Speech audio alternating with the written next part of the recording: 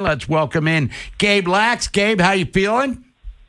Oh, not bad. Glad to see things finally rumbling along as we, at least it won't be, signings every day on February 20th through March 1st. Seems like we're going to have most of our new business taken care of by then. So grateful for that. Yeah, well, the Mets are taking care of business. Bichette, they trade for Luis Robert. Get Peralta yesterday from Milwaukee. Of the moves that they have just made, is there one that you would question more than any other, Gabe? Or are you thinking, hey, New York, they're in it to win it, and look out Philadelphia, Atlanta, and the rest in the NL East? I like all of them a lot. In fact, kind of the one move that left me scratching my head and I still don't love was signing up Jorge Polanco for 2 years, way back about 5 weeks ago. A guy that's going to turn 33 next year and doesn't necessarily have a linear record of production and health. That sort of clouded the first base situation, but, they've rallied so nicely. And, Bo Bichette is kind of a perfect guy to hit behind Juan Soto because he's so good with runners in scoring position, and Soto is so good at getting on base. I mean, that Lindor, Soto, Bichette troika is potentially devastating, even if there's some soft spots toward the bottom of their lineup. But, the Peralta acquisition is just huge because, a guy who could start you a game one of a playoff series, but more importantly, kind of bakes in a certain amount of innings and quality innings for a rotation that I don't want to say has question marks, but doesn't necessarily have everything nailed down with regard to, you have a lot of rookies in there. You have a converted reliever in there.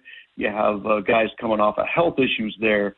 So to throw Freddy's 180 innings or so into that mix atop the rotation and let everybody else kind of fold in and give you the ability to maybe absorb another injury or two is just huge. And, I don't think it necessarily makes them the favorites in the East. We're all kind of like recency bias, slaves, if you will. The Phillies are still really good, but that suddenly makes it a really good two-team race and certainly makes them a live dog to try to get back to the World Series.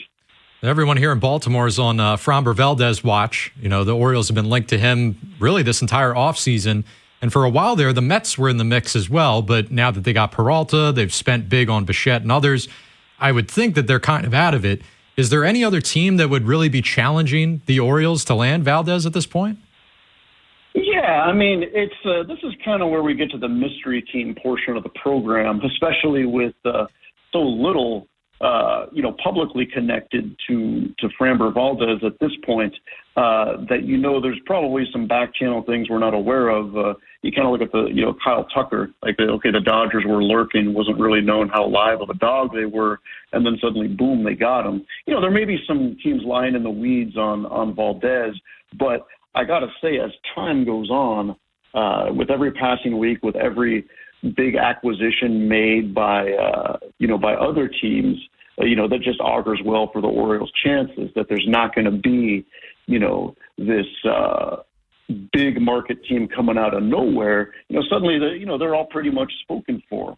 The Mets have their rotation set. The Dodgers are flush with pitching. The Phillies could use a guy, but I don't think they're, missing out on Bichette. I don't think they're going to turn that money over to a starting pitcher that's not necessarily elite, you might say.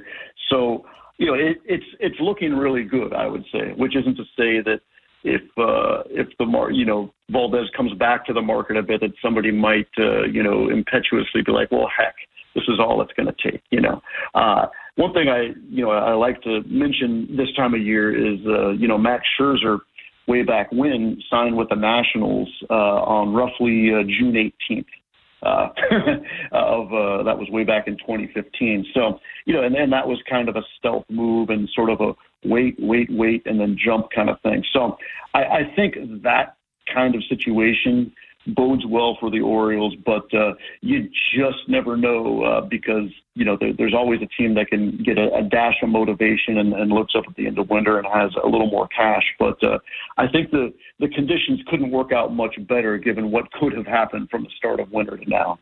What are your thoughts on what the Yankees have been doing? They went all in on to get Bellinger back, finally got that done this week, but are you a little surprised that they haven't been, I guess, bigger in the pitching market? Because, I mean, Garrett Cole's not going to be ready out the gate. Yeah, certainly. And it's, it does seem a little bit,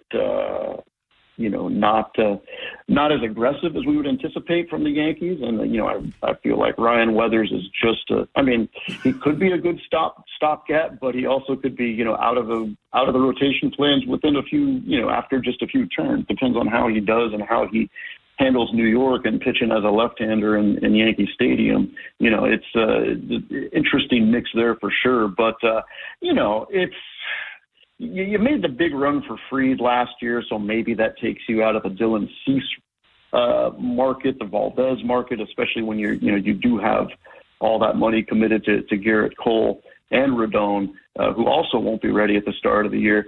I would have thought, and maybe, there's still time for them to surprise us. I would have thought they might have been a pretty good match for one of those, the proverbial Verlander, Scherzer, Chris Bassett bucket, where you get a, veteran guy on a, short-term deal that can certainly afford, the 15 to 20 million, whatever it'll take.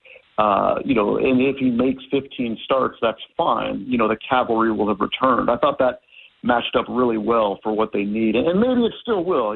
The winter, in this day and age, the winter never really ends. But generally speaking, yeah, I'm a little surprised how quiet they were, though it paid off. They got Bellinger to come back on basically their terms. So, I guess kudos to Brian Cashman to the extent that, maybe he gets, a little pat on the back from the Steinbrenner family when he's able to hold the line.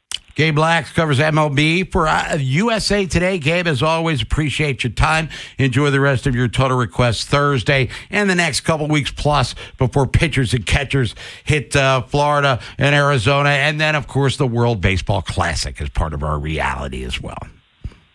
All right. Thanks, fellas. We'll be in touch.